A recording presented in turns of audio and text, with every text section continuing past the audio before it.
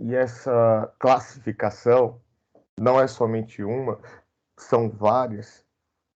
A partir de agora, tá, pessoal? A nossa aula está sendo gravada.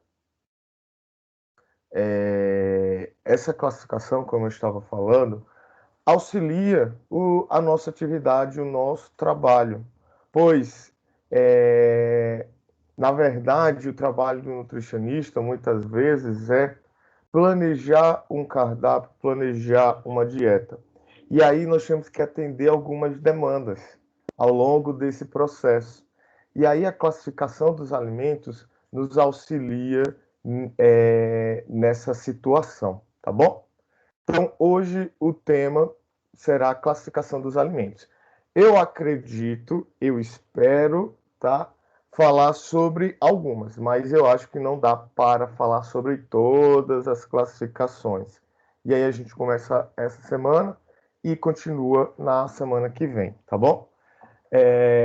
Então, nessa aula nós iremos verificar como pode ser classificados os alimentos. Nós podemos classificar os alimentos quanto ao tipo, né, origem, alimentos reguladores, energéticos, construtores, ou seja, de acordo com a sua função. Podemos classificar também, né, tem aqueles alimentos para fins especiais, como alimentos diet, como os alimentos light. Nós também temos a origem desse alimento, o alimento in natura, minimamente processados, industrializados, ultraprocessados.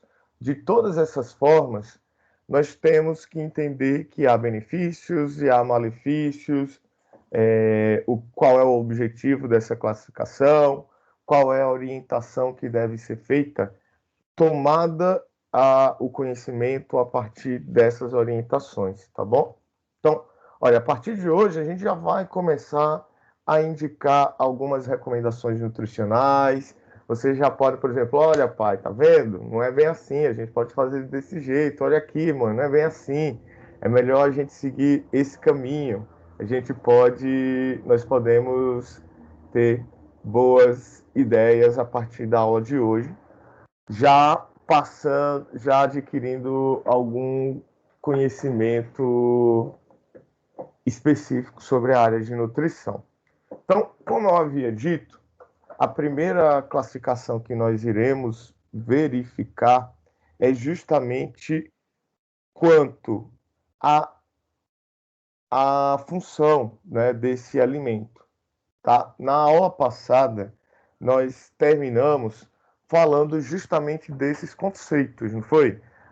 Nutrientes, funções dos nutrientes, construtores, reguladores, energéticos.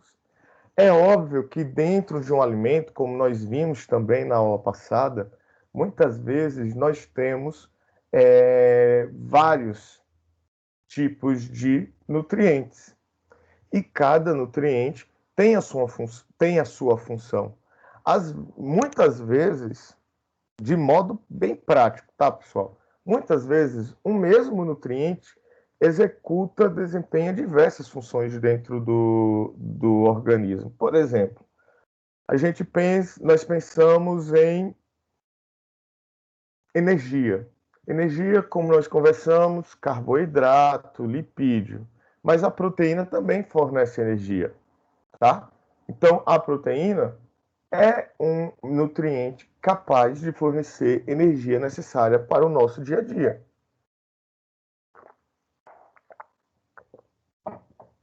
Mas a proteína também pode desempenhar uma função construtora, construção de músculo, construção de tecidos, construção de várias enzimas do nosso mecanismo de defesa, os anticorpos, né? O IgG, por exemplo, todos eles são materiais, produtos oriundos de estruturas proteicas. Então, olha, a mesma substância, o mesmo nutriente, desempenha algumas funções, tá? Mas, quando a gente aplica esse conceito de alimentos construtores, alimentos reguladores, alimentos energéticos, na prática, nós estamos tentando classificar aquele alimento pela principal nutriente e pela principal função daquele nutriente, tá bom? Então, alimentos energéticos são tidos como a função de fornecer energia que você precisa para todos os processos metabólicos, digestão, absorção dos alimentos, manutenção até mesmo durante o sono. Nós estamos gastando energia, tá? Nós precisamos de energia, o coração continua batendo, nós continuamos respirando, apesar de uma redução, a nossa atividade cerebral continua, né? Existe toda uma regulação que é mantida mesmo estando dormindo. E nessa situação precisamos de energia, tá? E também nós precisamos de energia para todos os nossos exercícios. E aí a gente pensa em exercício, em atividade física. Eu não faço atividade física, professor, infelizmente. Tudo bem. Mas certamente você se movimenta, anda dentro de casa, se movimenta durante o trabalho, se movimenta para ir no supermercado, ir na padaria, ir ao próprio trabalho, né? Quem tem filho aqui, ou quem é uma criança, precisa de energia para executar exercícios durante a brincadeira. Então, o exercício aqui dito é a movimentação, tá? Não é a prática de atividade física, qualquer atividade de movimentação. Então, para todas essas funções, garantia de todos os processos metabólicos, para a garantia do exercício realizado pelo corpo,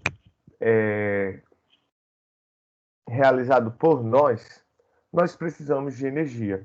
E essa energia é oriunda dos alimentos, tá? Os alimentos, então, eles fornecem a energia necessária para a manutenção da vida. E alimentos com grande quantidade de carboidratos, grande quantidade de gorduras, por esse motivo, eles são classificados como alimentos energéticos. E nós estamos falando de um grupo muito grande de alimentos, tá? Por exemplo, quando a gente pensa em cereais, arroz é rico em carboidrato, amido. Trigo, da mesma forma. Milho, também. Aveia, cevada, centeio. Também temos outros alimentos chamados de feculentos.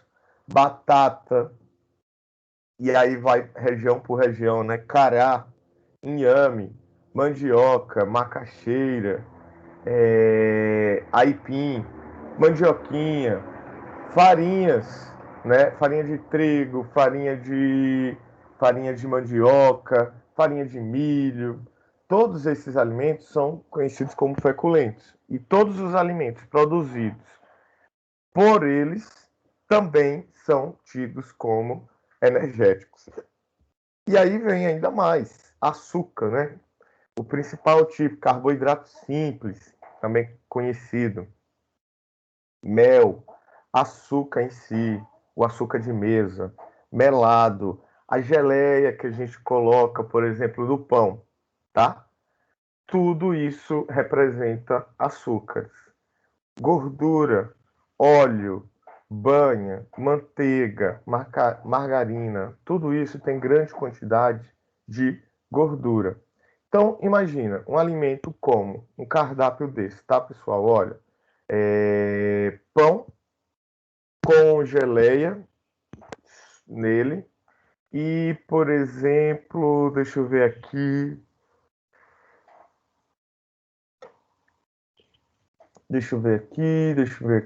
alguma coisa.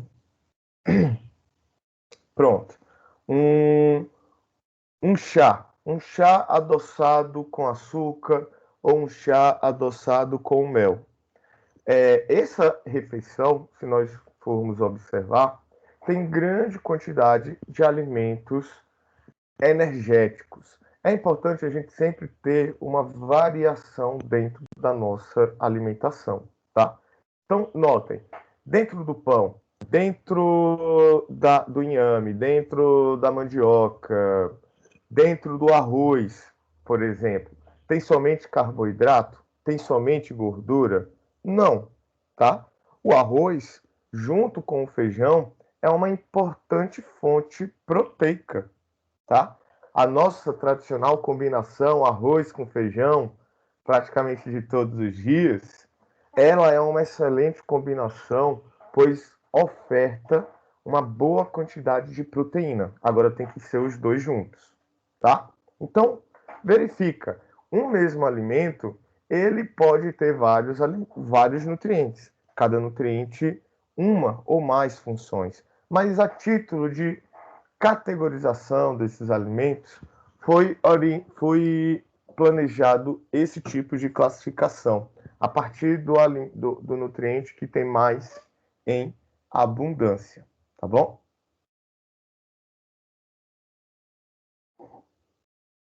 Outro tipo de alimento são os alimentos construtores. Deixa eu só verificar aqui se alguém pediu para acessar a nossa disciplina.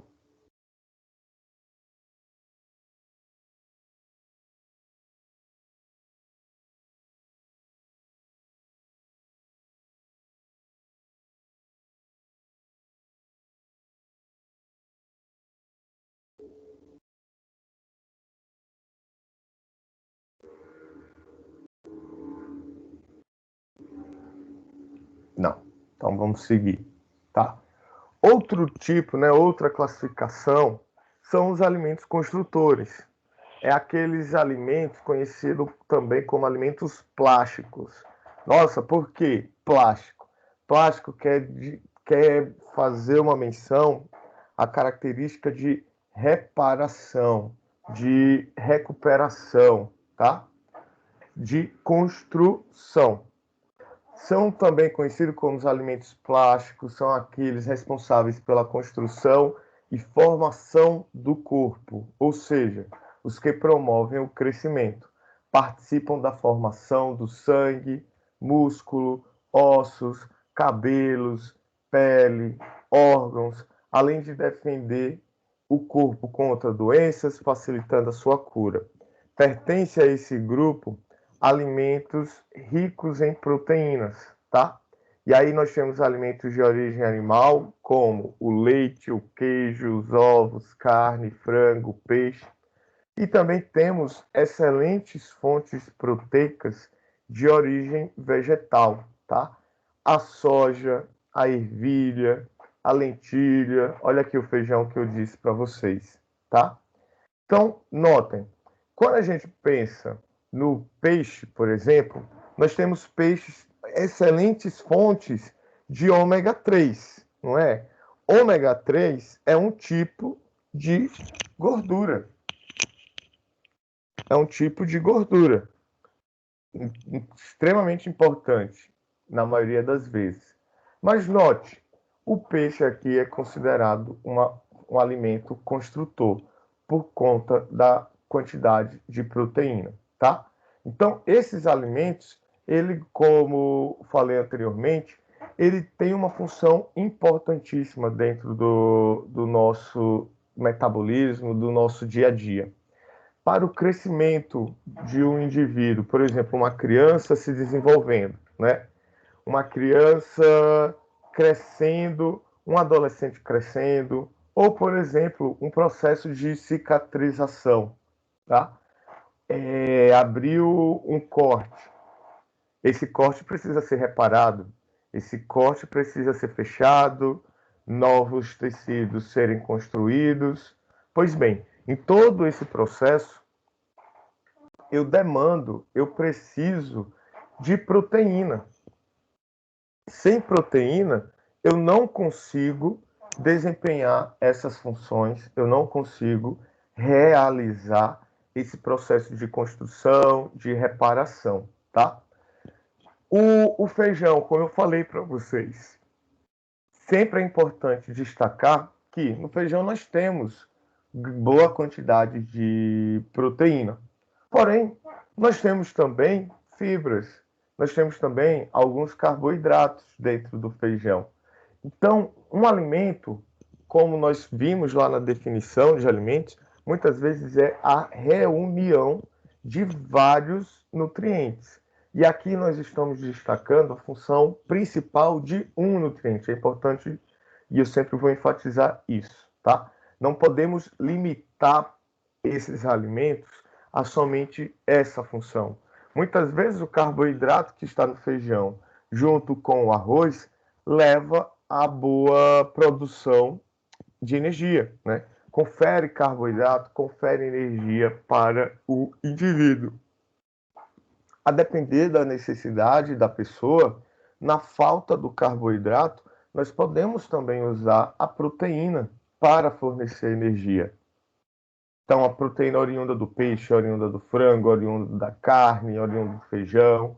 Temos também como converter essa proteína em energia. Mas a principal função desse nutriente e um dos principais nutrientes dentro desse alimento é a proteína, tem a função construtora. Esse alimento é classificado como construtor, tá bom? Outra coisa que eu destaco aqui é que, como vocês viram, eu destaquei alimentos de origem animal e alimentos de origem vegetal. Por muito tempo, pensou-se que alimentos, proteína de origem vegetal, era uma proteína de menor qualidade, tá? Menor qualidade quando comparado com a proteína de origem animal. E hoje em dia sabe-se que não é bem assim. Tanto nós temos excelentes fontes de proteína de origem vegetal, assim como temos excelentes fontes de proteína de origem animal. Cada uma tem a sua vantagem e a sua desvantagem. Por exemplo, proteínas de origem animal geralmente estão associadas à gordura. E hoje nós temos uma intenção, né, de justamente reduzir a ingestão de gordura dentro da nossa alimentação. Porém, isso é uma desvantagem, né? A associação, muitas vezes, com origem, com gordura.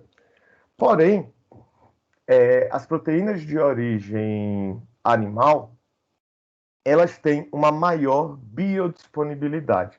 O que isso significa, tá? Lembrem, durante o nosso processo de nutrição, que nós vimos na aula passada, nós temos várias fases. A escolha dos alimentos, e aí a gente consome o alimento, né? Mastiga, o alimento chega dentro do estômago, começa a digestão da proteína, nesse caso. A proteína é quebrada, e aí passa para o intestino, e dentro do intestino delgado começa a absorção. De nada adianta nós nos alimentarmos e aquele nutriente não for absorvido por nós. De nada adianta, né? A função dele é dentro do nosso organismo. Então, se ele não foi absorvido, ele não irá desempenhar a sua função. Então, nesse sentido, é importante que aquele nutriente seja absorvido. E essa absorção tem relação com um conceito chamado de biodisponibilidade. E o próprio nome agora já faz mais sentido, né? Bio, vida, disponibilidade, disponibilidade à vida. E aquele nutriente mais fácil absorção, de mais fácil metabolização, ele tem uma maior biodisponibilidade. E a proteína de origem animal tem uma boa biodisponibilidade. Já a proteína de origem vegetal, alguns produtos ricos em proteína, por exemplo, a soja, proteína texturizada de soja, não é? A proteína texturizada de soja, ela tem uma boa quantidade de proteína. É daí que vem aquele nome, tá? Carne de soja, porque a quantidade de proteína presente nesse produto é uma quantidade próxima à quantidade de proteína de uma carne. Porém, como eu falei, de nada adianta ter uma boa quantidade de proteína se essa proteína não é absorvida, tá? E aí é o que acontece. Dentro da soja, por exemplo, existem alguns fatores chamados fatores antinutricionais.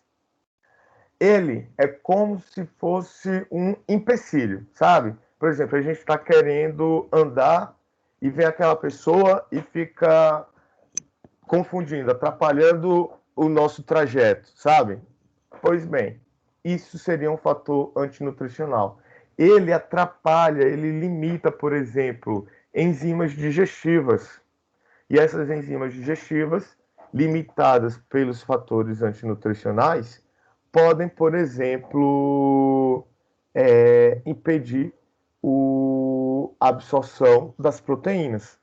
Por quê? Se eu não tenho as enzimas responsáveis pela digestão da proteína, a proteína não irá conseguir ser digerida, tá?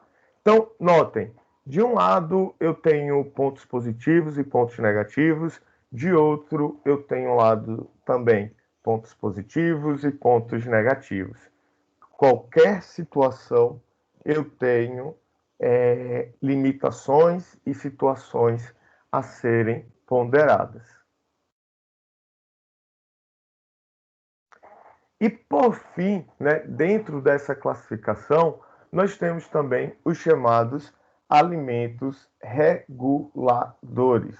Os alimentos reguladores, eles são aqueles alimentos que, pelos seus nutrientes, eles controlam funções do organismo, mantendo, por exemplo, a pele saudável e participam ainda da formação dos tecidos, tá?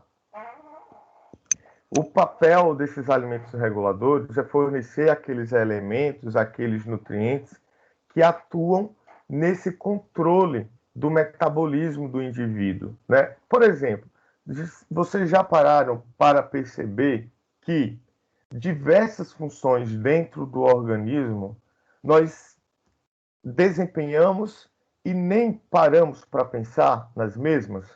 Por exemplo, quando estamos correndo, quando nós estamos desempenhando uma atividade, nós não temos o controle do surgimento do suor, né? Nós iniciamos a sudorese. É extremamente fundamental para manter a temperatura corporal. Mas, por exemplo, essa função, a gente não diz, agora eu quero começar a suar, tá com muito calor, deixa eu começar a suar. Não, é automático. Nós não dizemos, ok, agora deixa o coração bater mais forte. Não, a depender do aumento da demanda, o nosso coração irá bater mais forte. Nossa, eu estou trabalhando muito, trabalho físico, muito. Eu tenho que respirar mais. A gente aumenta a nossa respiração? Não, isso tudo é automático, tá? Diversas funções dentro do nosso organismo, elas são automáticas. E para essas funções automáticas, eu diria, né, de uma maneira bem simplista, essas funções, elas recebem a ação, elas são executadas com o auxílio de alguns nutrientes. E aí, esses nutrientes recebem o papel de regulador, controlam essas funções do organismo, tentando manter o equilíbrio dentro do nosso organismo que mantém a nossa vida. Esse equilíbrio é chamado de homeostase, tá? Dentro dessa função, nós temos alguns grupos de nutrientes, de alimentos, como, por exemplo, as frutas, as hortaliças e os legumes. Por quê? Esses alimentos, eles são considerados alimentos fontes de vitaminas e minerais, tá? Podem somente fontes de vitaminas e minerais? Não. Frutas, por exemplo, tem grande quantidade de açúcar, tem grande quantidade de carboidratos, tem grande quantidade de fontes de energia. Mas é importante lembrarmos de valorizar a ingestão de frutas, por exemplo, pois ela tem que fazer parte do nosso cardápio para valorizar a quantidade o aporte de nutrientes presentes dentro dos alimentos, tá bom?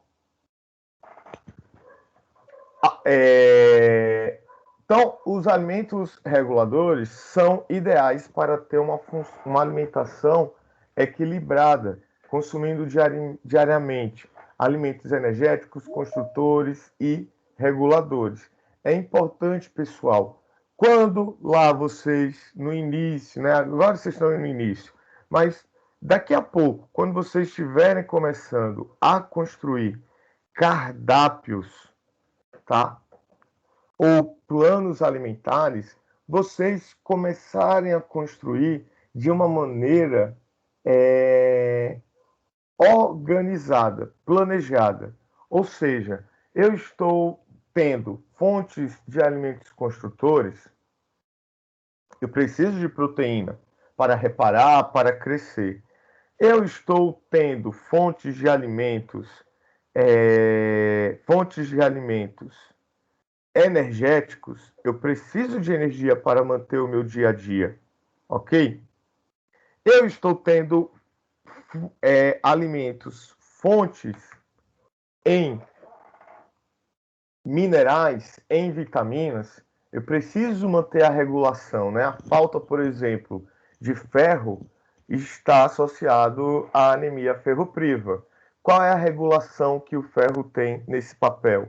O ferro, ele participa da construção daquela proteína chamada hemoglobina. E a hemoglobina atua nesse processo de troca gasosa, respiração, né? Troca de oxigênio, fornecimento de oxigênio para todos os tecidos e descarte, eliminação do CO2. Tá bom, pessoal? Então, alguma dúvida quanto a essa nossa primeira classificação dos alimentos? Alimentos construtores, reguladores e energéticos? Esses alimentos, perfeito. Esses alimentos, duas coisas que eu quero mostrar para vocês. Essa função, essa classificação é um pouco didática, é só para a gente orientar o nosso direcionamento, por exemplo, na classificação dos alimentos, tá? Oi, Gleice, não tem problema nenhum, bem-vinda, tá? Nós estamos falando sobre classificação dos alimentos, tá? Classificamos os alimentos até então aqui quanto à função dele, construtor, regulador ou energético, tá? Mas eu só quero deixar essa ideia na cabeça de vocês. Não é essa ideia simplista. Um alimento não é energético, um alimento não é construtor, um alimento não é regulador, tá? Somente.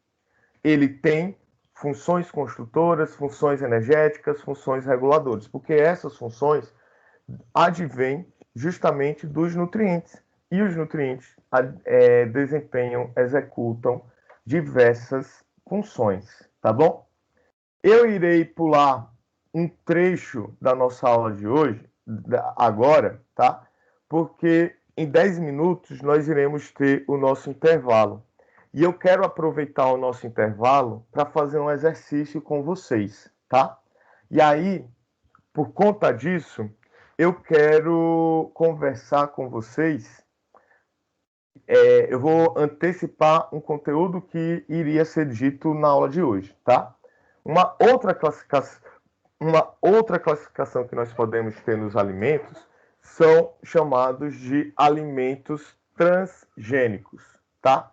Quem aqui já ouviu falar dos alimentos transgênicos?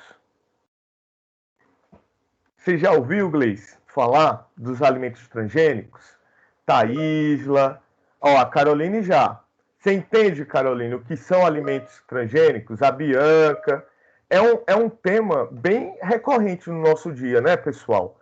Mas geralmente está envolvido com polêmica, não é? Não é, pessoal? Sempre é polêmica. Ih, alimento transgênico, peraí.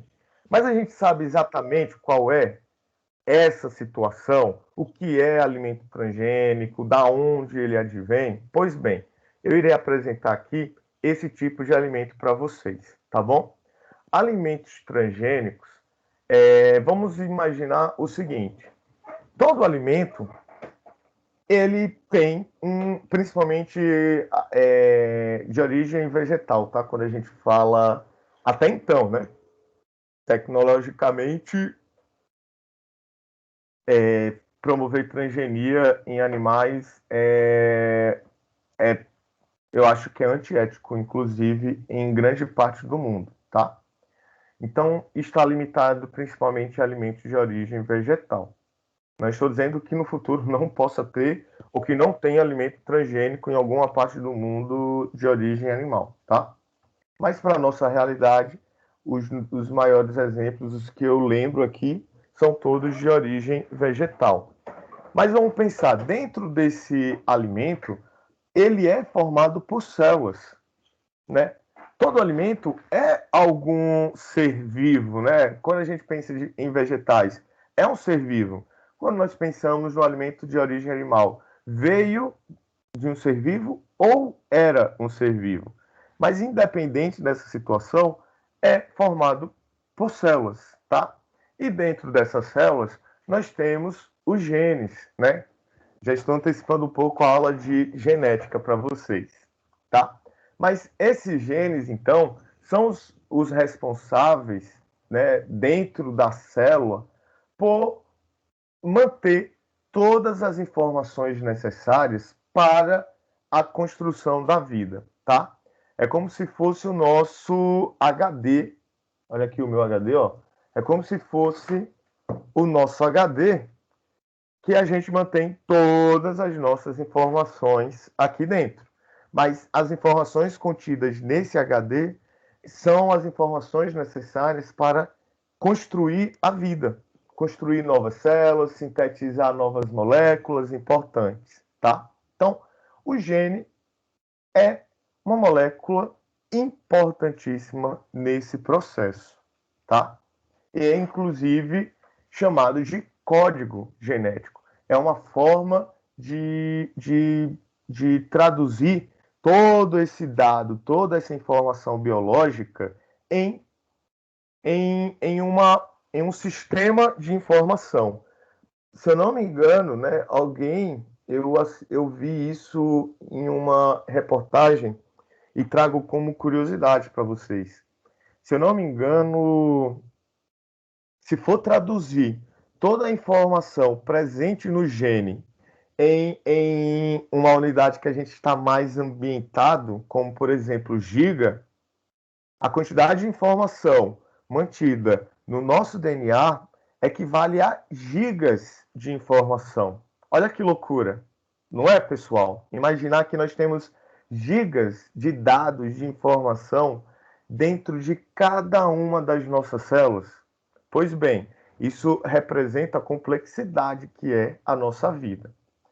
E onde é que os alimentos transgênicos se encaixam nesse contexto? Os alimentos transgênicos são aqueles que tiveram introduzido entre seus genes originais, naturais, um novo gene, um novo pedaço do DNA, através do processo chamado de DNA recombinante ou engenharia genética, tá? Imagina que eu tenho um gene, uma cadeia de DNA, e eu adicione um pedaço de DNA não original. Eu pego vamos supor, tá? Eu estou trabalhando com o milho e esse milho eu retiro uma fração do DNA do trigo e adiciono essa fração do DNA dentro do milho. Não é que eu vou ter uma variante entre um alimento entre o trigo e o milho. Não. Mas, por exemplo, eu posso, a partir da adição desse novo gene, dessa nova fatia de gene lá no milho, promover uma capacidade de defesa desse milho contra pragas, contra destruição na lavoura.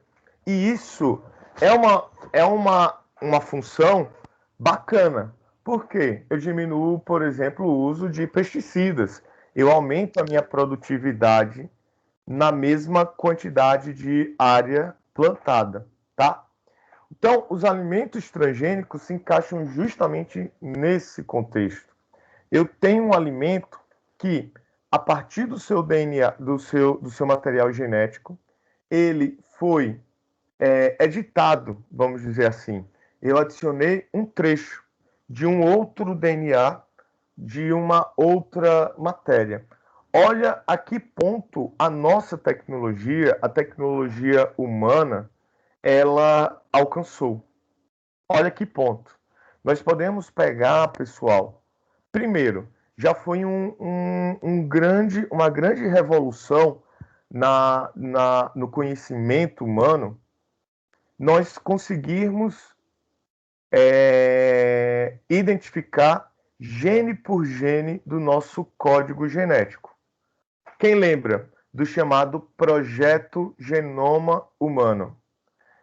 O Projeto Genoma Humano começou lá no início, se eu não me engano, ele foi concluído no início do milênio, 2000, 2001, 2000 e pouco, tá? O código genético humano foi uma primeira grande conquista da humanidade. Nós conseguimos dizer que cada uma daquelas sequências, nós conseguimos dizer, ela serve para isso, ela serve para aquilo, tá? Inclusive, aqui no Brasil, vários pesquisadores participaram dessa identificação do código genético humano. Pesquisadores da USP, da Universidade de São Paulo, participaram. Existiam laboratórios que auxiliaram todo esse processo, né, de vários cientistas em encontrar, identificar cada código, o que cada trecho do DNA significava. E outra vantagem, né, outra evolução da humanidade é chegar nessa fita de DNA microscópica, cortar literalmente, adicionar um novo elemento e juntar essa fita. Não é surreal, pessoal, imaginar que a gente consegue fazer isso? Pegar uma fita de DNA, dizer, olha, eu quero cortar aqui, e corta. E aí, nesse corte, eu pego mais uma fitinha, um trechinho de DNA de outro alimento e encaixo no local. Olha que loucura. Não é, Jéssica? Gleice, Thaísla. É uma tecnologia de ponta fazer isso, tá? E ela tem diversas funções. Ela pode ser aplicada em diversas áreas da biologia, da tecnologia, tá? Uma delas é o desenvolvimento de alimentos transgênicos. Os alimentos transgênicos, eu acho que hoje em dia é o nome mais popular, mas eles são oriundos, tá? Eles podem ser chamados como OGM. OGM. Se vocês encontrarem essa sigla, ouvirem falar, é um alimento OGM, é alimento transgênico, tá? Às vezes pelo preconceito não, mas pelo medo, pela ressalva que as pessoas têm sobre alimentos transgênicos, às vezes as pessoas querem colocar um novo nome, OGM, tá? E a pessoa diz, OGM, alimento OGM, deve ser um alimento ultra importante. É a mesma coisa que alimento transgênico, tá? Vem desse termo, organismo geneticamente modificado, tá? Então, nessa situação, a transgenia, o processo já de edição do DNA do alimento, ele vem dessa cadeia de evolução, de melhoramento genético, né, que permite transferir características de interesse agronômico entre espécies diferentes, com o objetivo de torná-las mais resistentes a doenças ou de transformar aquele alimento. Gleice, ó, a nectarina não é um alimento transgênico, mas é porque eu acho que a gente pensa assim, tem várias formas de fazer essa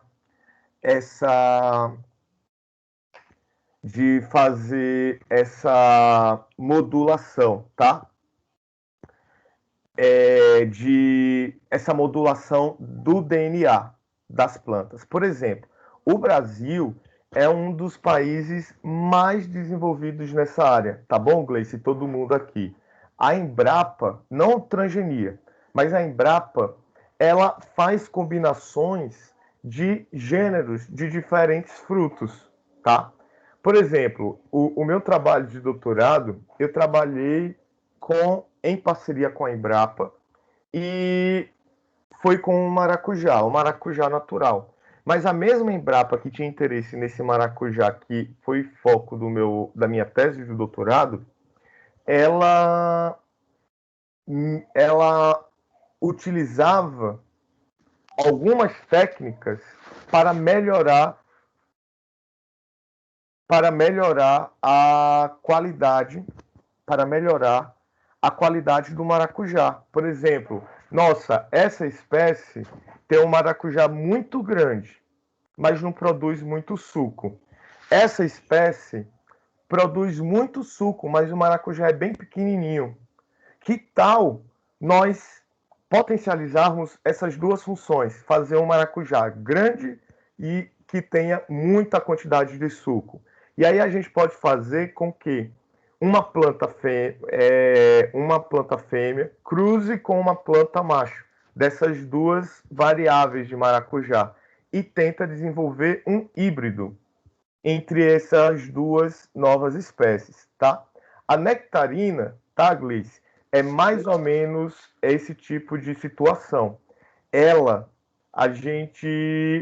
foi oriunda de duas frutas diferentes, mas foi um cruzamento por esse processo, tá? Foi deixando a natureza ocorrer. Não teve uma edição genética desse fruto. Tá bom, Gleice? Tá bom? Tudo bem? É óbvio que dentro de várias espécies da nectarina, pode desenvolver uma nectarina que tenha edição genética para aumentar a resistência dele contra alguma praga. Aí sim entraria como alimento genético. Mas a origem da nectarina não especificamente, tá bom? Lucas, guarda essa pergunta. Já já eu é que pergunto para vocês, tá bom? É polêmico, tá, Lucas? A gente ainda não tem uma definição se faz mal ou não à saúde. É isso que eu quero mostrar para vocês, o estado da arte. Eu estou mostrando o porquê, né, nesse sentido, existem alimentos transgênicos, né? Jéssica, eles são criados em o DNA, aquela semente são criadas em laboratório, tá? Eu edito o DNA daquele material e a partir da edição daquele material, por exemplo, um material genético, um vegetal, uma semente, a partir dessa semente modificada geneticamente, eu planto e aí desenvolve a planta, desenvolve o fruto, e esse fruto tem uma característica que naturalmente ele não teria, tá? Durante o meu doutorado, eu tive uma disciplina de seminários. E nessa disciplina de seminários, foi um dos pesquisadores de uma das maiores empresas do mundo no desenvolvimento de transgenia, tá? E ela tem um grande escritório aqui no Brasil, porque o Brasil é um dos celeiros mundiais. Então, essa área de tecnologia de transgenia aqui no Brasil é muito grande, é muito forte, tá? E tem um grande escritório dessa grande fábrica aqui.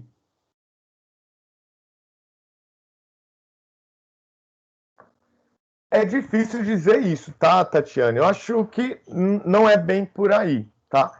A dificuldade em compreender sobre alimentos transgênicos é o quê? Se eles são ou não um risco à nossa alimentação por conta dessa alteração nas moléculas no DNA, tá? E aí, nessa palestra que eu tive, esse pesquisador, esse cientista, ele comentou, e eu acredito, esse processo de transgenia, ele vem atendendo uma necessidade da sociedade e é feito sobre os mais rigorosos processos de segurança, de testes, para fornecer um produto de qualidade e seguro, tá? E aí eu digo, ó, um dos objetivos da transgenia é conferir uma qualidade àquele alimento que não tinha antes. Por exemplo, hoje em dia também discutimos, né, Tatiane, Lucas, a questão de agrotóxicos, não é? Já houve até polêmicas porque aumentou a quantidade de agrotóxicos permitidos aqui no Brasil, não foi? Nos últimos momentos, e aí desenvolveu um burburinho, uma confusão. Porque a nossa tendência é diminuir a ingestão de agrotóxicos, não é?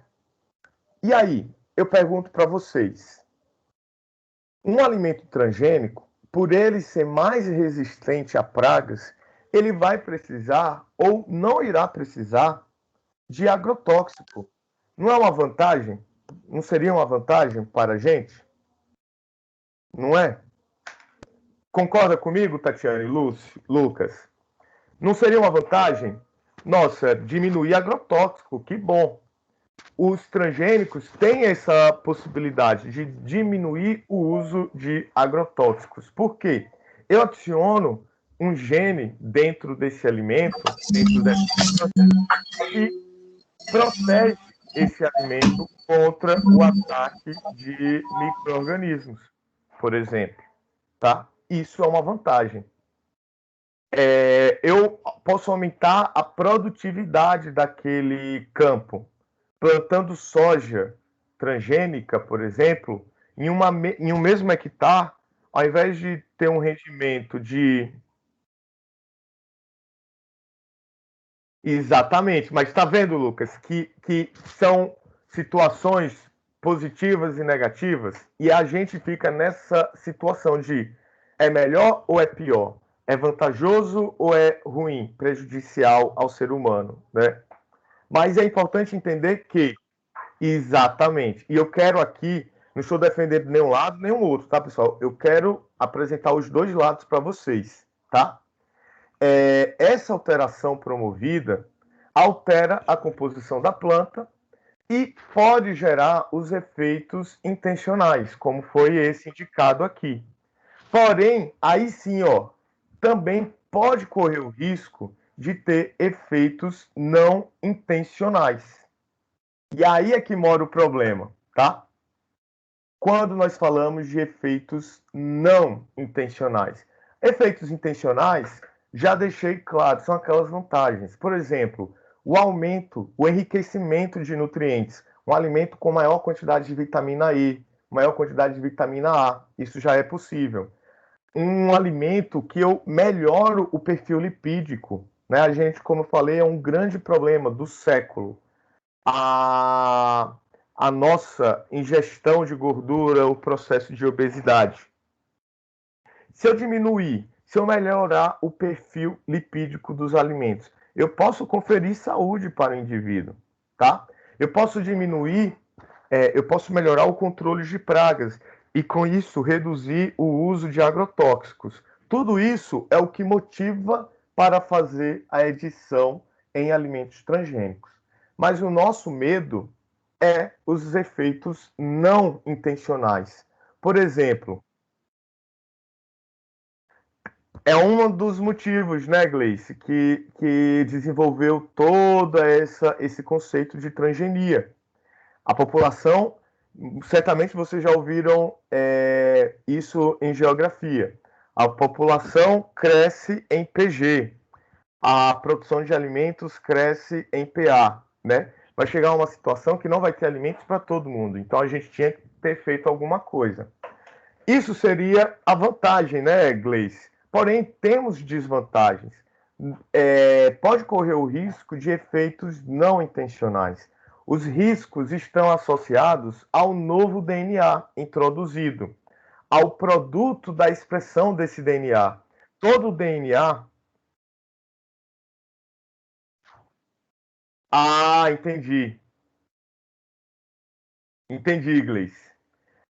Todo o DNA, ele é traduzido em alguma estrutura, como, por exemplo, uma proteína.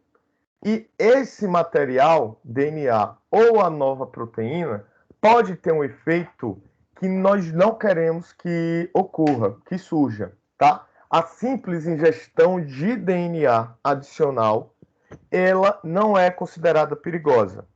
O perigo, ele é quando esse DNA é transformado em uma nova proteína e essa proteína, por exemplo, aumentar a alergia de uma pessoa. Ou o perigo está em esse DNA ser transformado numa proteína que limita a biodisponibilidade daquele nutriente, daquele elemento.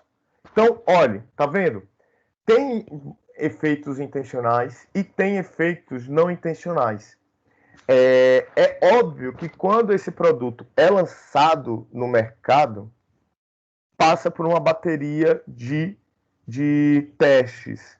E todos os testes, né, eles querem indicar para a gente, como sociedade, que aquele produto é seguro.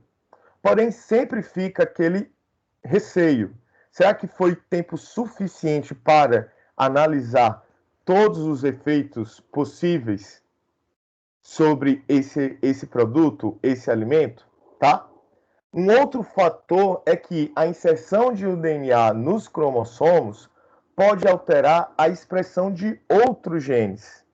A presença da edição daquele material genético, eu posso desfavorecer a tradução, que é como se ocorre, né, como se fala, que é uma das etapas da transformação daquela informação em material genético, da tradução daquele DNA em uma nova proteína, a adição de um novo fragmento de DNA nesse alimento, ele pode prejudicar a tradução de um outro trecho de DNA prévio naquele material, naquele código genético. E aí ter uma grande dor de cabeça, gerar um efeito indesejável, tá? Então, não é... A gente fica nessa situação, tá?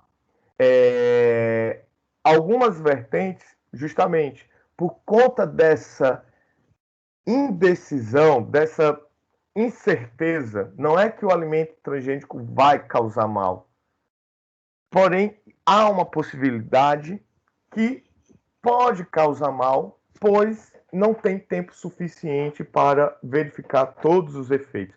É como, por exemplo, a vacina, né? Por exemplo, a Pfizer, ela não se compromete, segundo, né, o governo, ela não se compromete com os possíveis efeitos adversos futuros.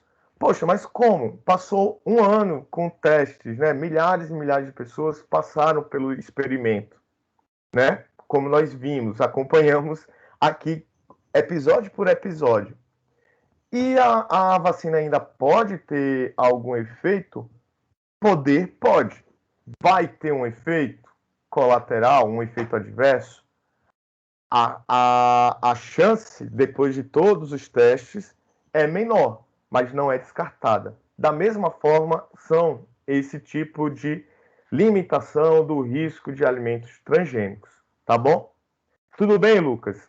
Tudo bem, inglês? Todo mundo aqui entendeu o que é alimento transgênico? Entendeu quais seriam o motivo do surgimento desses alimentos transgênicos e qual é o receio da aplicação dos alimentos transgênicos dentro da nossa alimentação?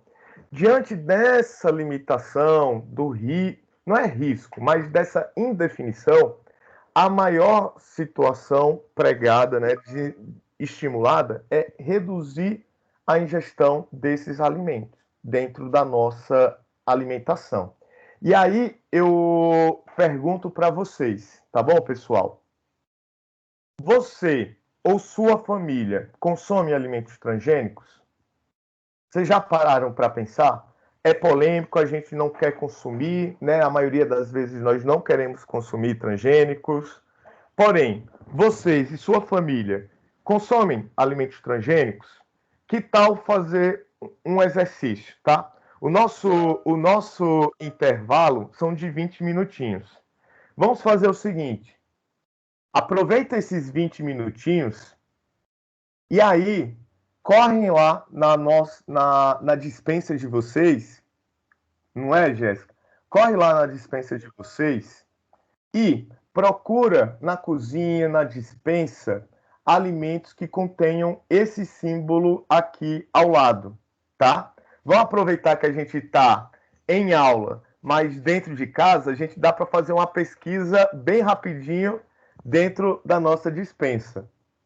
Olha no rótulo. Geralmente, esse código, esse símbolo está na parte de baixo, porém na frente do produto, tá? Geralmente, esse símbolo está bem pequeno, às vezes na lateral do triângulo apresenta 5 milímetros, tá? Uma lateral desse triângulo apresenta 5 milímetros, então ele é bem pequenininho. Procure, principalmente, em alimentos derivados de soja, margarina, milho, né? Milho de pipoca, milho de milho, fubá, cuscuz, salgadinho, biscoito, molho de tomate. Procura dentro desses produtos. Verifica se algum deles apresenta verifica. Vamos fazer esse exercício. Eu acho que a Tatiane já tinha feito isso, não foi, Tatiane? Já tinha pensado dessa forma. Professor, não preciso nem abrir minha dispensa, professor. Eu faço a compra, então eu sei que tem tudo isso aqui. Pois é. E tem vários, não é, pessoal? E é isso que eu quero mostrar. É difícil a gente se livrar de alimentos transgênicos, tá? Eles cada vez mais estão presentes dentro da nossa dispensa. E isso aumenta o nosso sinal de alerta e, ao mesmo tempo, a gente fica aqui torcendo para que não leve algum problema de saúde ao final da nossa vida, dentro da nossa sociedade, né? Mas é um conceito, é um tema bem polêmico, né, pessoal? Falar de transgenia, falar de alimentos transgênicos, tem esse incentivo de alimentação natural e, por isso, diminuição de agrotóxicos, diminuição da presença de transgênicos, tá? Porém, nós temos uma certa limitação. E cada vez mais, isso vai ficando difícil, tá? Por exemplo, eu tenho uma família, eu tenho uma família não é uma família, é a minha família, tá? A minha família tem essa vertente de alimentação mais natural, tá? De alimentação mais natural. Por exemplo, prefere alimentos mais orgânicos, tá? Inclusive, alguns parentes meus, dentro da cidade, mantêm um terreno, um ambiente que consegue plantar alguns alimentos, tá? Justamente para ter controle da qualidade deles. E como um bom nordestino, nós adoramos cuscuz, tá? Cuscuz é vida para o nordestino. A gente faz várias coisas com o cuscuz. E, por exemplo, lá na nossa situação, a minha tia, a minha tia, ela encontrou em um pequeno fornecedor que atendia somente um supermercado, e eu estou falando da capital do estado. Atendia somente um supermercado, ele era um produtor local de farinha de cuscuz, e esse produtor não usava milho transgênico.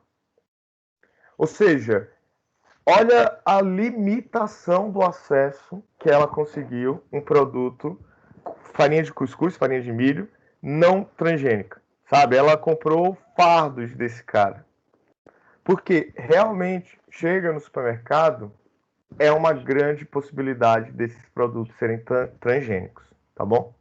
Pessoal, vamos fazer o seguinte: o nosso intervalo, tradicionalmente, é das 9h10 até as 9h30. Vamos fazer o seguinte, vamos interromper a nossa aula rapidamente aqui e retomamos a nossa aula 9h45. Vamos fazer assim? E aí, quem puder, quem quiser, quem nunca olhou esse tipo de selo nos alimentos, aproveita esses 15 minutinhos para fazer isso, tá bom? Vamos combinar assim? Aí nós marcamos o retorno da nossa aula 9h45 e continuamos com a nossa aula, tá bom? Não precisam sair da sala, eu irei desligar o microfone e aí quando retornar a nossa aula, eu abro o microfone e a gente continua falando, tá? Quem ainda não fez essa reflexão, a Tatiane, né, Tatiane? Já fez essa reflexão toda vez que vai comprar. Eu olho isso na gôndola do supermercado também, tá, Tatiane? E eu vejo que cada vez mais está limitado o acesso de produtos é, não transgênicos. Inclusive, só por curiosidade, antes eu utilizava uma marca de milho de pipoca e ela era transgênica. E nas novas embalagens desapareceu esse selo. E aí eu acho que mudou, tá? Mudou a fonte de milho. Observa, tá? Vamos lá, até 9h45, tá bom, pessoal? 9h45 voltaremos. Às 9h45 retomamos a nossa aula, tá bom?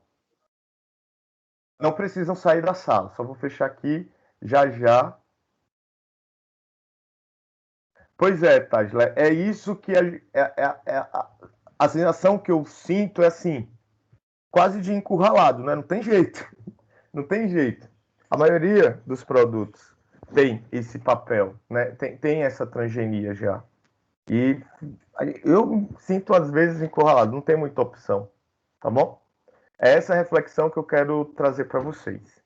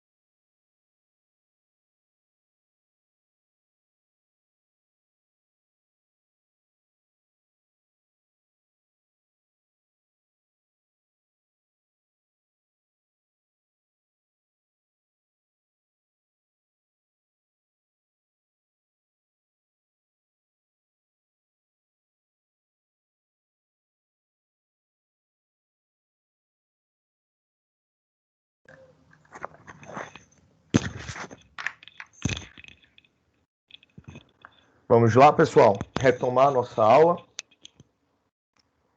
Agora é bem curtinha, mais 15 minutos. A Tatiane falou, ó, só se plantar e criar animais em casa, né, Tatiane? É a única situação, tá? E aí, quem ainda não tinha feito esse exercício de olhar a despensa e encontrar esse código, esse símbolo, desculpa. Esse símbolo, pessoal, tá? Eu trouxe até aqui algumas fotos, ó. Tá vendo, Lucas? Ó, alimentos principalmente a base de soja, a base de milho, ele tem geralmente transgenia, tá bom? Pois é, Lucas. Às vezes a gente é contra, né, Lucas? Ah, não quero. Eu não quero. Por opção, eu não quero. Mas quando a gente vê, gente, como é que tá aqui, já tá aqui em casa, né? É importante fazer essa reflexão. E esse T é o símbolo utilizado aqui no Brasil para identificar alimentos transgênicos. Olha aí, tá vendo, Tajla? O café inteiro, Tajla. Olha aí, tá vendo? É importante a gente começar a refletir, né, pessoal? É isso que eu quero que vocês fiquem pensando após a aula, tá?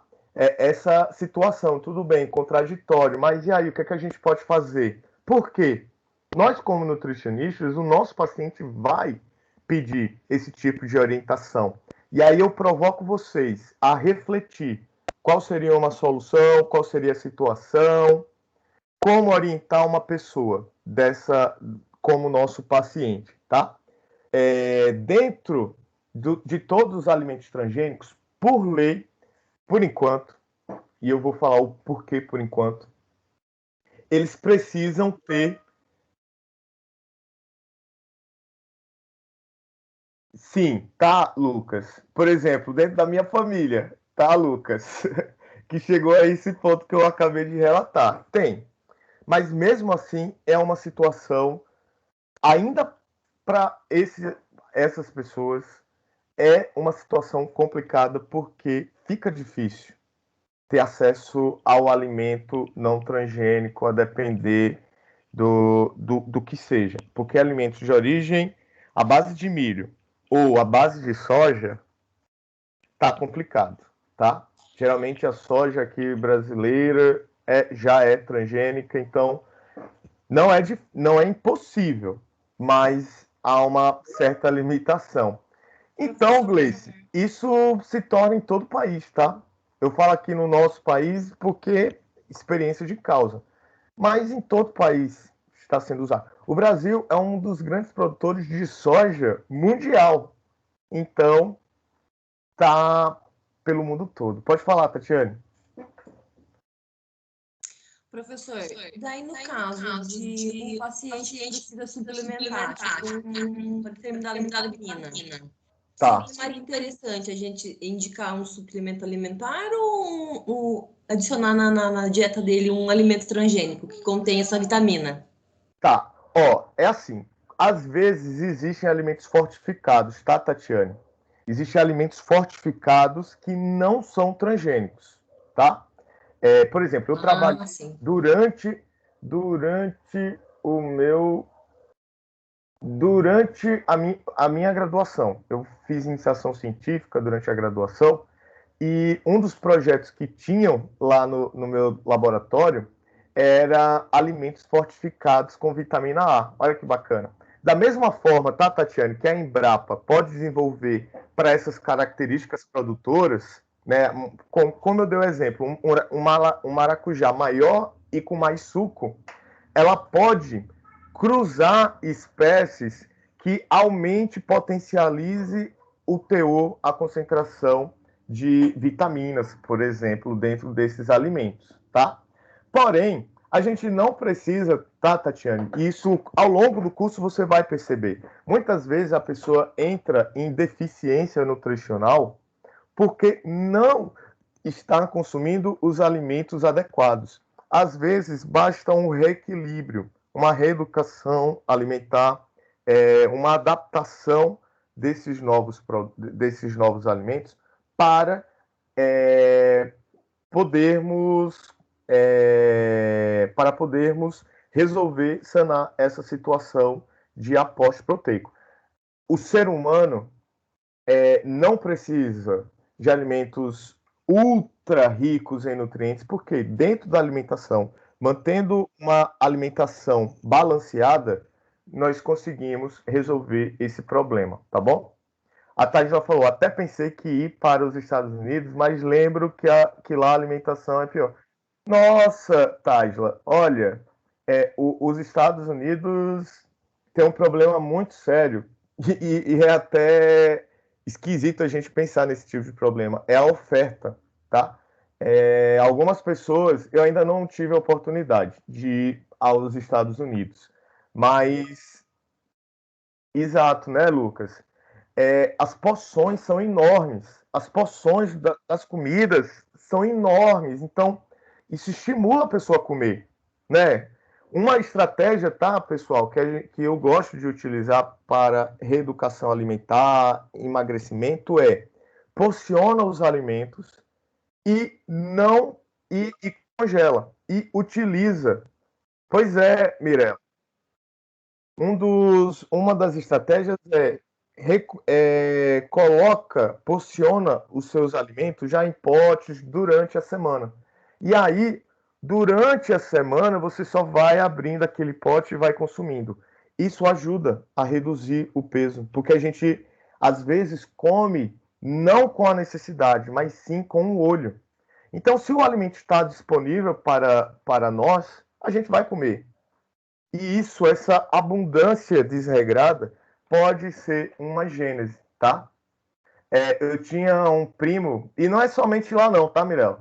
Eu tinha um primo que fez pós-doc na Inglaterra. E na Inglaterra, ele dizia, não aguentava mais. É batata de manhã, tarde e noite. É batata, batata, batata, batata, café da manhã, almoço e janta. Ele não aguentava mais. Eu tive uma experiência na Espanha. Na Espanha, não. Na Espanha tem uma boa alimentação, né? Rica em dieta do Mediterrâneo. Então é rica em peixe, ricas em frutos do mar, arroz também tinha, né? Eles adoram a paella. Eu não como peixe, eu não gosto. Eu não gosto. E aí eu passei um pouco o desafio lá, tá? Eu tinha que me virar. Então, eu achei uma alimentação mais diversificada lá, ao menos, tá, Tatiane? Eu passei uns 2 meses lá, eu achei a alimentação mais diversificada diante dos outros relatos que eu tive de outros locais do mundo. Nossa, Tásla, se você gostar de frutos do mar, eu fui com uma colega de doutorado. Eu fui com uma colega de doutorado. Ela dizia, nossa, eu tenho que comer tudo que eu puder aqui, porque lá, isso aqui, Thiago, é uma fortuna. E a gente come isso só para vocês terem noção, tinha droga, eu esqueci, aquele que fica dentro da concha, que fica dentro da concha, que a gente come assim, comendo da concha. Era no cardápio do restaurante universitário. Era no cardápio do restaurante universitário, tinha isso, sabe? Mas eu não gosto. Eu não gosto. É um pecado meu. Eu não curto. Ai, que bom. Estou me sentindo feliz. Um monte de gente diz que não curte peixe. Que bom. Eu não gosto. Eu não consigo comer, tá? Cada um tem suas neuroses de alimentação. Essa é a minha. E lá é muito base de peixe. Então eu tinha que me virar, tá? Eu tinha que ir para carne. Pois é, lá é fácil, tá? E era de boa qualidade, porque principalmente a região que eu estava era Mediterrâneo mesmo. Eu fiquei numa região chamada Múrcia, e fica no litoral mediterrâneo. Fica perto de Valência, perto. A maior cidade próxima é Valência, tá? E aí é Mediterrâneo. E aí o povo é viciado em... Meu Deus, pois é. Eu adorava lá, era queijo. Queijo, Ave Maria, era muito baratinho. Eu me acabava. Eu adoro queijo. Mas então, a gente falando de transgenia já foi lá para situações de outros locais do mundo. Mas é isso. O fenômeno, né? Fenômeno não, mas essa questão de alimentos transgênicos tem aqui e tem em qualquer parte do mundo, porque é uma demanda, tá? E aí, aqui no Brasil, todos os alimentos que têm transgenia, ó, Taja, se você gosta de peixe, eu recomendo não somente Espanha, mas países mediterrâneos, tá? Acho que a Itália também é uma boa opção, mas a Espanha realmente se destaca, tá? Nessa questão de peixe, meu Deus do céu. Peixes e frutos do mar. Nos supermercados, vocês viam as lagostas, coisas mais raras aqui, né? Mas em qualquer supermercado você via a lagosta viva, sabe? Naqueles aquários. Porque é normal, é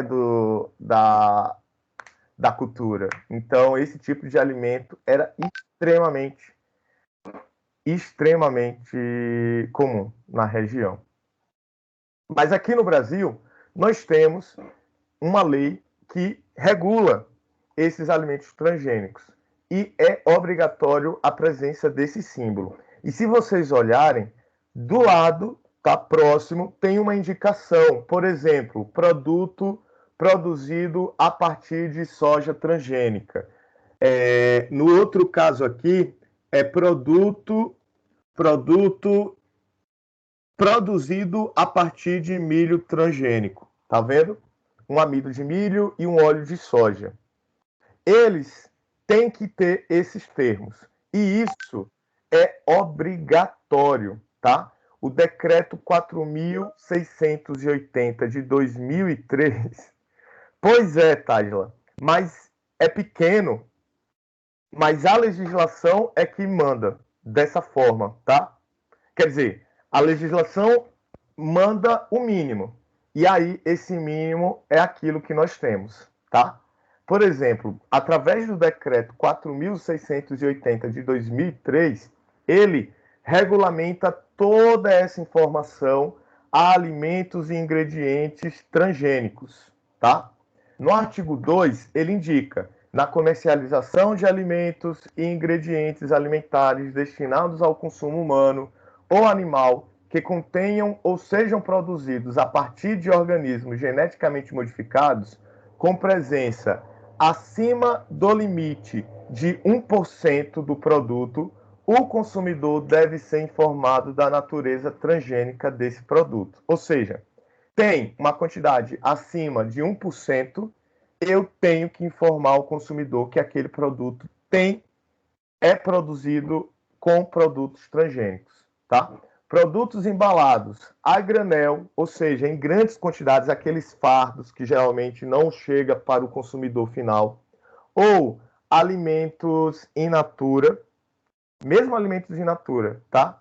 O rótulo da embalagem ou do recipiente em que estão contidos devem constar em destaque no painel principal o símbolo transgênico que nós vimos agora há pouco, mais uma das seguintes expressões: nome do produto transgênico, ou contém nome do ingrediente transgênico, ou como nós vimos no exemplo agora há pouco, produto produzido a partir de milho, óleo de soja transgênico, tá? Notem, aquilo ali não é caridade, aquilo ali não é aleatório. Aquilo sempre dentro da embalagem, da rotulagem, é atendendo uma legislação. Notem, exatamente o que está indicando aqui na legislação é a frase que nós vimos exemplificada na embalagem, tá?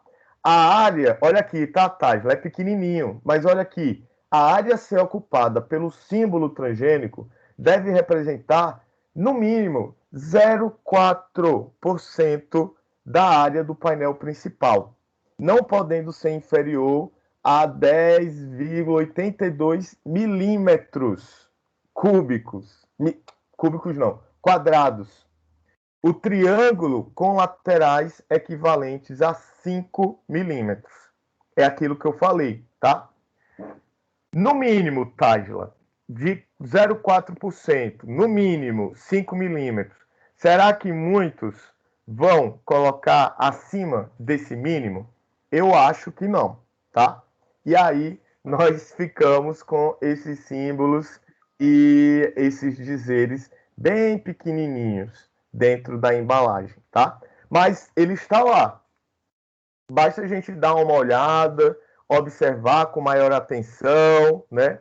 E a gente vai encontrar esse tipo de alimento. Outro tipo, né, de classificação dos alimentos são os chamados alimentos para fins especiais. E nesse caso, nós apresentamos como alimentos diet e alimentos light, tá? Alimentos diet são aqueles especialmente formulados e ou padronizados de forma que a sua composição atenda uma demanda, uma necessidade dietoterápica especial. Ou seja, é um alimento idealizado, planejado, para que a sua composição atenda um tratamento nutricional. Por exemplo, uma pessoa diabética, ela tem que evitar, cortar, nesse caso, limitar fortemente a ingestão de açúcar da alimentação. Então, produtos zero açúcar são alimentos diet focados nesse público. Produtos sem sódio são aqueles produtos focados para pessoas hipertensas, ok? Então, eles são planejados para esse público, porque a doença demanda um tratamento nutricional, um tratamento dietoterápico. Já já eu vou chegar nesse ponto, Tajla, tá? É Tajla ou Taisla? Eu não sei, tá? Se eu estiver falando errado, me corrija, por favor, tá? Professor? Pode falar. É Taisla. Ó, acertei de primeira, hein?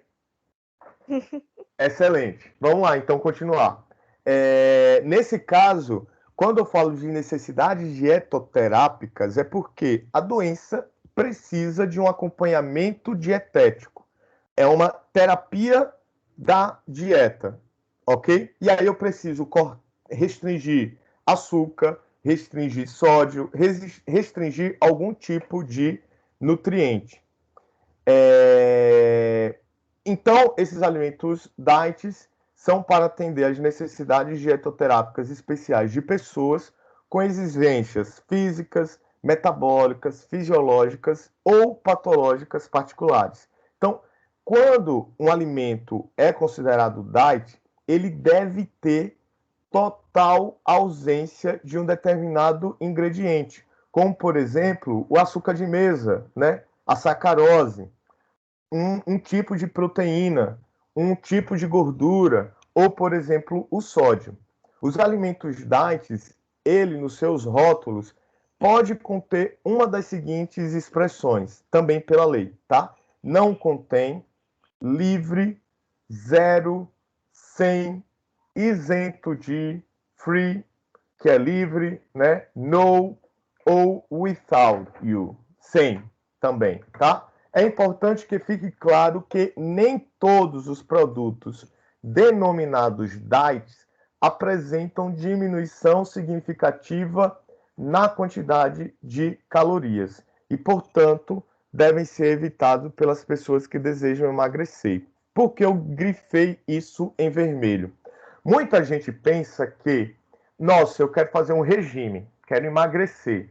E aí elas começam a utilizar alimentos diet pensando que eles têm uma menor quantidade de caloria. E não é bem assim, pessoal, tá? Às vezes eu reduzo a quantidade de carboidrato, eu reduzo a quantidade de sacarose, mas eu aumento, por exemplo, a quantidade de gordura, tá? Por exemplo, já foi dito, né? Esses alimentos são altíssimos em sódio aqui. É sem açúcar, mas pode ter um aumento de sódio. Eu vou trazer. Olha aí, tá vendo? É importante a gente começar a desmistificar esse conceito errado, tá? Não é um conceito correto. Esse produto, como eu falei, foi destinado para uma demanda específica. É diabético? Tem que fazer uso desse alimento. Porém, ele tem que se encaixar, esse alimento tem que se encaixar no plano nutricional de um diabético. E de que forma, né? Às vezes, perder peso não é o principal objetivo. É importante a gente ter esse controle da qualidade do emagrecimento, tá? Então, muitas vezes a gente pensa que emagrecer é utilizar alimentos diets. Porém, alimentos diets pode às vezes ter até mais calorias do que os seus alimentos originais, tá? Por exemplo, o diabético deve restringir o consumo de açúcar. Nesse caso, então, Roberta, nós temos alimentos diets com redução de sódio. E aí, esse tipo de produto é um produto diet destinado para hipertensos, entende? Agora, um produto que é destinado para o diabético, que aí nós temos a isenção de açúcar, mas o uso de edulcorantes à base de sódio, aí é um problema para hipertenso, tá? Mas notem, para o hipertenso nós temos, por exemplo, o sal dietético. Quem já ouviu falar? Será que eu coloquei aqui uma foto? Não. Mas nós temos o sal dietético, que não tem sódio. Ele é à base de potássio, cloreto de potássio. E aí, esse sal dietético é para o indivíduo com hipertensão. Ele é bem mais caro, pode ter um sabor residual, mas é a única opção para esse público. Entende? Ele foi idealizado dietético porque ele é zero em algum nutriente. Mas aí eu tenho que entender se aquele nutriente descartado, para qual demanda nutricional ele vai atender, tá? Um hipertenso tem que restringir o sódio. Alguém com problema de vesícula tem que restringir produtos com gordura, né? E aí, problemas renais, restringir uma quantidade, uma ingestão de proteína. Então, notem, isso eu só estou exemplificando coisas que vocês irão ver ao longo do curso. Cada uma dessas situações, eu preciso atender uma demanda desse paciente. E essa demanda se dá pela ingestão desses alimentos, pelo corte, pela restrição de alguns nutrientes, tá? Mas como eu falei, tem que ter cuidado, pessoal. E eu trouxe aqui um exemplo muito bacana, tá? Eu trouxe um chocolate ao leite, vamos dizer assim, o nosso padrão, e um chocolate diet. Primeira comparação que eu convido vocês a fazer. Olha o valor energético deles, tá? A mesma porção, 25 gramas, 25 gramas. Olha a informação nutricional deles. Ah, eu vou comer um chocolate diet, porque ele tem... Eu estou emagrecendo. Olha o valor calórico de 138. O diet, 165. É uma diferença grande calórica? Não, não é absurda. Porém, já está dizendo que não vai dar nenhuma vantagem, tá? Dentro desse produto. Se nós formos olhar dentro dos ingredientes, nós podemos ver o alimento classique ao leite, né, o chocolate normal, o primeiro ingrediente é açúcar. Para um diabético, esse produto não pode ser consumido, tá? Já o chocolate diet, pode ver a lista de ingredientes. Leite em pó, manteiga de cacau, licor de cacau, gordura, edulcorante, emulsificante, poliglicerol e aromatizante. Em nenhum local da lista de ingredientes tem açúcar. E é por isso que ele é diet. Ele é diet porque ele cortou a sacarose. Zero açúcar. Mas caloricamente, ele é até um pouco maior do que o valor energético. E se vocês olharem, eu quero restringir a quantidade de carboidrato. Olha a quantidade de carboidrato que eu tenho no Classic ao leite. E olha a quantidade de carboidrato que eu tenho no Diet. 14 gramas. 14 gramas. A cada 25 gramas, eu tenho 14 gramas de carboidrato. Mas como assim, professor? Não acabou de dizer que no Diet não tem açúcar? E o açúcar é o carboidrato? Açúcar é carboidrato, mas não é o único, tá? Esse edulcorante utilizado aqui no Diet, o edulcorante maltitol, o maltitol é um tipo de carboidrato, tá? Ele confere poder, ele confere doçura, e é por isso que ele é edulcorante, tá?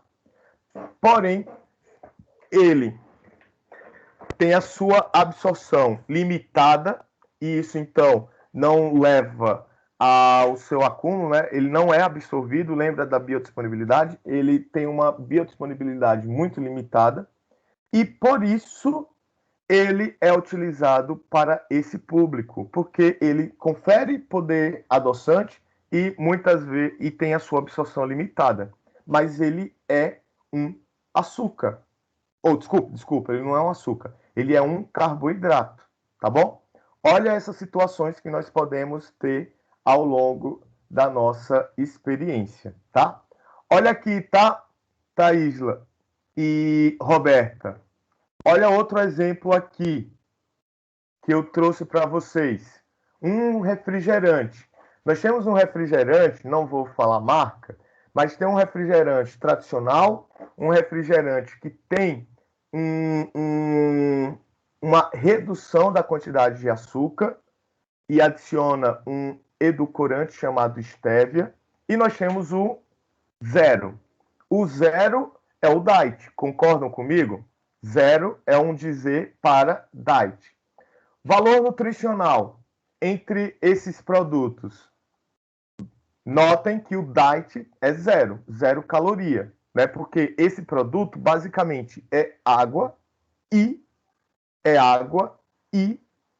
açúcar, basicamente, tá? Então ele é zero caloria, zero carboidrato. Estou comparando o tradicional com o zero, tá bom? Zero açúcar, concordam? Como eu falei, é água e açúcar. Gordura total, zero, sempre foi, é água e açúcar. Agora, olha o sódio. Olha aqui o sódio. No tradicional, ele tem 18 miligramas. No zero, ele tem 49 miligramas, pessoal. Por quê? Imagina, eu tenho um paciente hipertenso. Tudo bem, olha, eu estou fazendo regime, inclusive eu gosto de um refrigerante, mas eu mudei, mesmo não gostando do sabor, porque tem uma mudança do sabor, mas agora, por conta da minha dieta, eu estou usando o refrigerante zero. Aí você vai dizer, não, de jeito nenhum, você fez a pior troca possível. Na verdade, nós temos que reduzir a ingestão desse refrigerante na sua alimentação. Por quê? Você é hipertenso e os refrigerantes zero, diet, eles têm uma maior quantidade de sódio. Eu trouxe aqui para vocês a lista de ingredientes desses produtos, tá? Olha aqui, ó, o refrigerante tradicional, água gaseificada e açúcar. Primeiro produto, primeiro ingrediente. Uma curiosidade, tá, pessoal? Se vocês não sabem disso ainda, olha essa situação. A posição dos alimentos, dos ingredientes na lista mostra a quantidade deles dentro do produto, tá? O primeiro ingrediente é o ingrediente mais presente nesse produto. O segundo ingrediente listado aqui na lista está indicado aqui na lista, é o segundo ingrediente mais encontrado dentro desse produto, tá?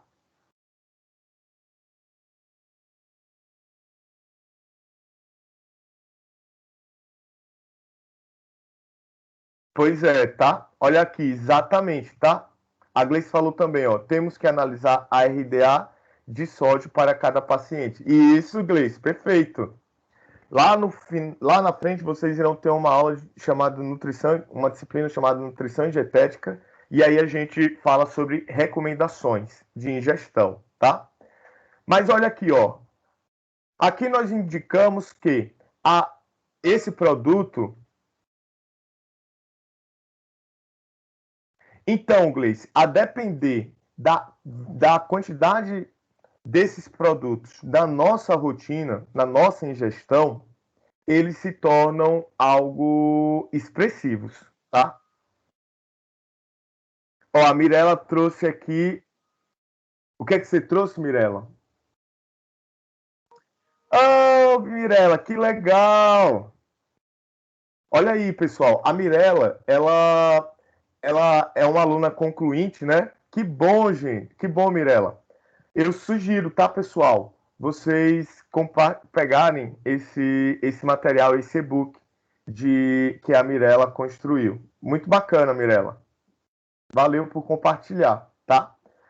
Então, finalizando aqui a nossa aula de hoje.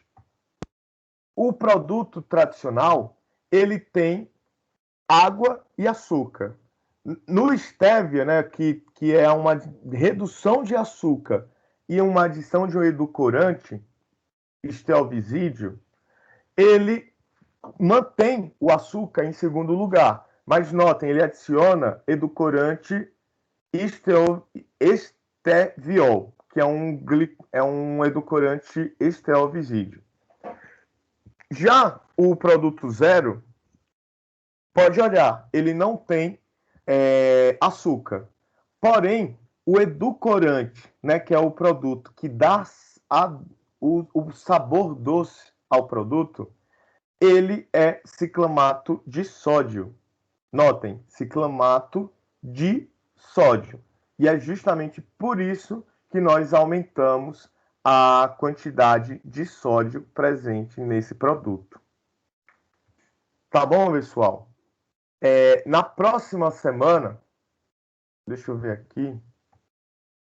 Na nossa próxima aula, então, já ultrapassei o horário da nossa disciplina, mas na próxima semana nós continuamos falando das classificações dos alimentos e falaremos também sobre desnutrição, começaremos sobre desnutrição e obesidade. Lembrando que a nossa disciplina é híbrida, tá? Vocês já tiveram acesso ao material AVA? Vocês já tiveram acesso ao material AVA? Como é que está? Já regularizou? Não? Tá, então eu nem vou falar com vocês qual é a indicação. Eu vou pedir para vocês comentarem com a coordenadora, que ainda não tem acesso, e eu vou entrar em contato com elas também, tá bom? Ó, a Jéssica falou aqui, ó, edulcorante, então, é um carboidrato que serve para dar sabor? Olha, excelente pergunta, tá? Edulcorante é uma classe de aditivos alimentares, tá? Qualquer produto que dá doçura ao alimento, ele tem um poder edulcorante, tá? O açúcar tem um poder edulcorante. Por quê? O açúcar dá sabor doce. Nós temos alguns produtos que não são açúcares, como, por exemplo, o ciclamato. Ele não é um açúcar. A estévia não é um açúcar. Um estelvisídeo não é um açúcar. Mas eles também têm poder edulcorante, tá? O maltitol, que nós falamos agora há pouco, ele não é um edulcorante. Desculpa, ele não é um açúcar. Mas ele é um edulcorante. Ele tem um poder edulcorante. Então, edulcorante não é um tipo de carboidrato, tá? Edulcorante é uma classificação de uma função deles, de doçura. alimentos. Alimentos que têm essa capacidade de fornecer doçura, substâncias que têm essa capacidade de fornecer doce, aí ela é chamada de edulcorante, tá bom? Você sempre vai ver esse termo, principalmente na adição de adoçantes. Por quê? Um adoçante, ele é um aditivo alimentar. E o aditivo alimentar, ele na embalagem tem que ser indicado qual é a sua função. Nesse caso, edulcorante, tá bom? Olha aqui outros, ó. Edulcorante é um aditivo alimentar. Corante é outro aditivo alimentar. Dá cor, é um corante. Edulcorante dá sabor doce. E por aí vai. Tá bom, pessoal? Gostaram dessa nossa aula de identificar alimentos transgênicos? Foi polêmica hoje, né? Rendeu muita discussão. Falar sobre transgenia, falar dos pontos favoráveis, dos pontos desfavoráveis, falar da classificação quanto à função dos alimentos. Aprendemos que diet não necessariamente é para emagrecimento, né? E um alimento diet para uma pessoa não é alimento diet para outra. Por exemplo, né, a nossa colega pontuou muito bem. Nossa, eu tenho um paciente que quer emagrecer, mas ele é hipertenso. Eu não posso fornecer refrigerante diet para ele, tá? Isso é importante a gente desmistificar. Primeiro, desmistificar a nossa cabeça. Entender que esse produto é voltado para uma parcela da população. Não é para todo mundo. Não é que é um produto melhor. Não. Às vezes ele é mais calórico, às vezes ele é mais gorduroso, às vezes não tem diferença na composição nutricional. É simplesmente que um diabético não pode consumir açúcar. E aí eu substituo esse açúcar por um outro carboidrato. Uma pessoa que não pode consumir açúcar, um diabético, não pode tomar um refrigerante. Tem aquela vontade? Tudo bem, bebe 1,0. Mas cuidado, se você for hipertenso, não pode, tá? Você tem que ter um controle também do sódio. Essa discussão nós iremos continuar, então, na nossa próxima aula, tá bom, pessoal? Fiquem bem, se protejam, tá? Até a nossa próxima aula, na próxima semana, com mais discussão sobre classificação dos alimentos, tá bom? Então, ó, tem que ter cuidado, tá? Tem que verificar a quantidade de sódio que ele está ingerindo. Às vezes, tem que verificar o refrigerante, tá? Porque geralmente usa ciclamato de sódio. Ele é um dos edulcorantes mais baratos, tá? Mas pode ter algum outro produto com uma vibe mais natural, tá? Que pode ter algum outro edulcorante, um edulcorante sem sódio, tá bom? Um grande abraço a todos, fiquem bem. Eita, aí complica, né? Mas que bom, você é a primeira nutricionista, vai colocar todo mundo no eixo. Perfeito, Jéssica, que bom saber disso. Eu vou relatar essa situação para a coordenação e aí qualquer novidade eu informo vocês, tá bom? Um grande abraço a todos, fiquem bem, se protejam, se cuidem, tá? Até a nossa próxima aula, pessoal. Grande abraço. Fiquem pensando, tá? Sobre transgenia, refletindo sobre esse assunto polêmico. É complicado, né? Vamos lá. Até a próxima. Tchau.